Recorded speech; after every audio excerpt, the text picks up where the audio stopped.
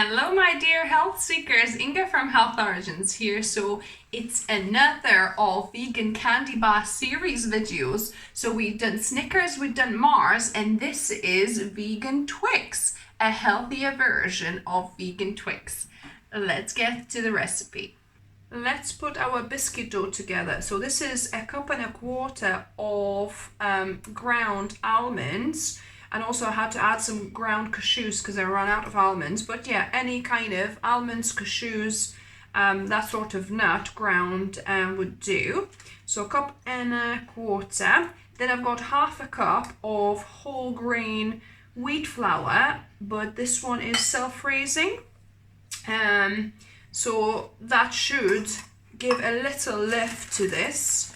Then I'm going to add 4 tablespoons of cornstarch, about 1/2 teaspoon of salt. I'm going to mix the dry ingredients up first. So this is well mixed now. We're going to add 4 tablespoons of maple syrup here. And I'm going to give it a little mix. And I've got some plant milk, so we're going to add a few tablespoons until it's starting to stick together like a dough. So maybe 4 tablespoons. I'll do 3 and then see if we need more. So yeah, as you can see, it's really starting to stick together. So that might be enough. So what I'll do, I'll take my rings off and gonna wash my hands, and then I'll just finish off this bit by hand. So I prepared my baking tin. So this is a glass baking dish, 20 by 20, so it's perfect square. And I'm gonna just knead the dough together until it makes a coherent cookie dough. You don't want to overdo it. It's best to add a tablespoon or 2 at a time and kind of see if you need any more. So this is perfect. So what I'm going to do, I'm going to now distribute it evenly and press it into my mold here in an even layer.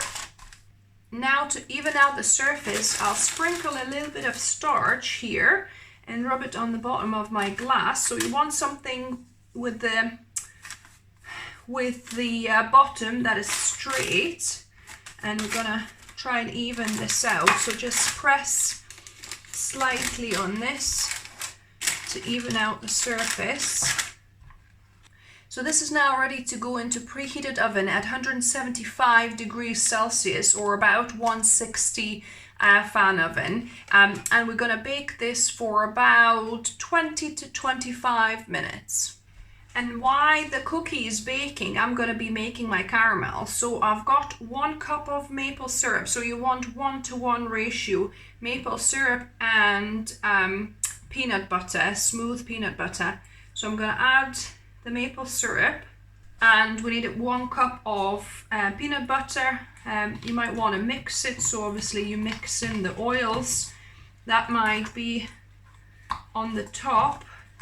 So I'm gonna need about 16 tablespoons in here. So that's about 1 cup of peanut butter. And you want oil-free peanut butter that is 100% nuts. You don't need any extra oil in there. So I'm gonna add a good pinch of salt to this as well. And we're gonna blend this together. I'm gonna use my Balmic stick blender and blend this until it's smooth.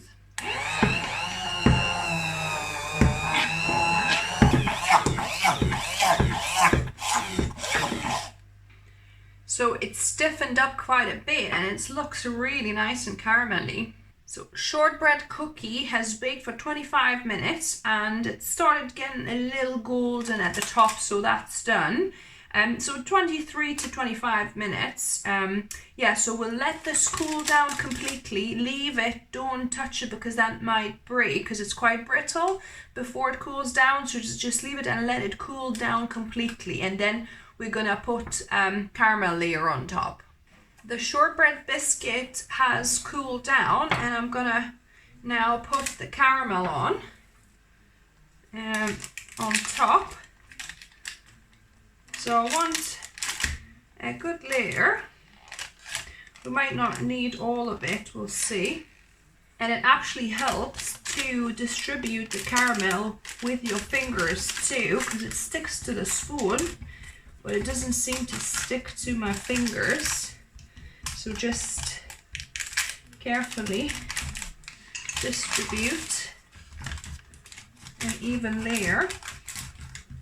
So yeah, you probably would have been enough with 3/4 of a cup of peanut butter and 3/4 of a cup of caramel. Sorry, of maple syrup for this. So, because we are left with about a good half a cup or more of the caramel, which we'll not need at this point. That will be a good enough layer. So now this looks even enough. I'm gonna put this in the freezer for about 15-20 minutes for it to harden up. And while it's hardening in the freezer, I'm melting 200 grams of dark chocolate in a double boiler. So you've got some water in the pot and you're slowly melting your chocolate in a glass bowl. So this chocolate is about 54% cocoa, but you can get away with about 75-80%. You don't want a very sweet chocolate actually, because everything else will already be sweet. So yeah, so you probably want about 70-80% cocoa in your dark chocolate ideally.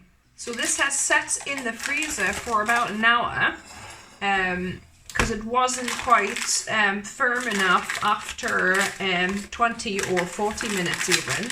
So yeah, just over an hour I think that's now set. So I'm gonna just open this up. Let's have a look how it looks like from the side. Looking good. So I'm gonna cut it into fingers now. If you wanted, you know, you could always do a massive Twix cake, you know, for some occasion, but I'm just gonna do bars. So I'm just gonna cut the edges off to even it out a bit nicer. So this is actually perfect length of knife for me. Just about spans it. So just cutting the edges to neaten it up a bit. So there we go. So these can also be obviously dipped in chocolate. And also the reason why you want this quite frozen, I mean it's still not frozen enough I think. It probably needs, I think what I'll do, I'll probably put this back in for another half an hour, because this is not cold enough, it's not frozen enough. So what you want it quite cold enough, so once you put the chocolate it sets straight away. So I'm gonna put this square slab back into the freezer for another probably hour, so that it really freezes quite well. While we wait, I have a little favor to ask. If you've been watching a few of my videos, if you're subscribed and enjoying my content, please consider donating me a cup of coffee or a tea. I don't drink coffee, so a tea, in the link down below, buymeacoffee.com, and there's my link below in the description, where you can you know, donate as little or as much as you feel or can afford. Because at this point I've been creating videos for you guys since 2016, so it's nearly 8 years. I had a little break in between, but yeah, I've been producing videos for you for quite a few years, and at this point my channel is still very small. So yeah, I'm not getting hardly anything from YouTube, just a few pounds really. So yeah, it would be helpful if you could help support my work, if you enjoy it, if you appreciate my videos, if you learn from them. I would be really grateful and thankful. If you can't afford to support me at this time, likes and shares and comments are always welcome, because that also helps with the YouTube algorithm as well. So yeah, so thank you, and let's get back to the recipe. So the bar has been in the freezer for 2 hours total now, and I think the top is now pretty solid, so it'll be easier for us to cut. So I'm gonna cut it into half, like that.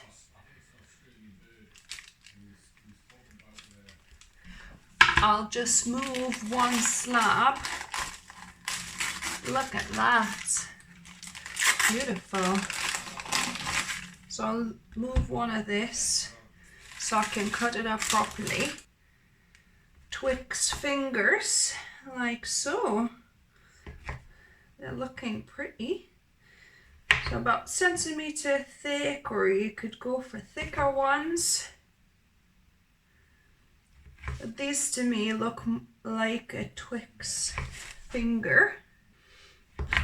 One ended up being a little bit slimmer, but yeah, so we're running out of chocolate here, it looks like, so you probably need like 3 or 4 bars really. So I'm gonna just drop it in and carefully cover in a chocolate, and then can carefully hopefully lift it out.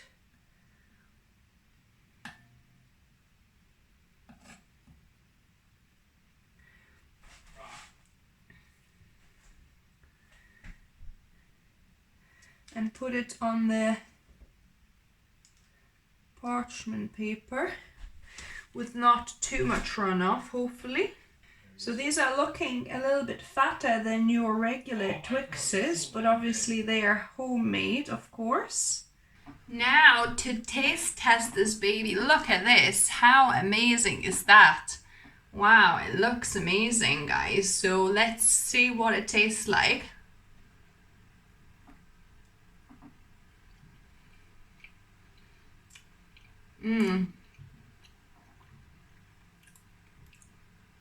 Wow. Really good. It's great that I went for a darker, less sweet chocolate in my, second batch that I did, because the caramel and the shortbread are already sweet enough. Really good. One comment my husband said when he tried it just before, he said the biscuit is nice, but it's soft. Apparently for Twix it's supposed to be quite hard. So let me know down in the comments below if the Twix you remember, is it hard or soft, and how do you find this one? If you want your biscuit harder, then skip the flour, wheat flour bit. Just do it with almond flour and maple syrup and a bit of salt on its own, and do it that way, and then it's a bit kind of crunchier, more like harder shortbread. This is a little bit softer with the added wheat flour. So yeah, so experiment and see which one is more like the true Twix you remember, or the one you prefer. So yeah, I hope you like this recipe. I hope you like the video. Give me a thumbs up. If you're new to the channel, welcome, and subscribe for more videos. I try to upload a couple of videos for you every week, or at least one a week. And as always, remember, food is fuel, so be mindful of what you put in your body. Until next time.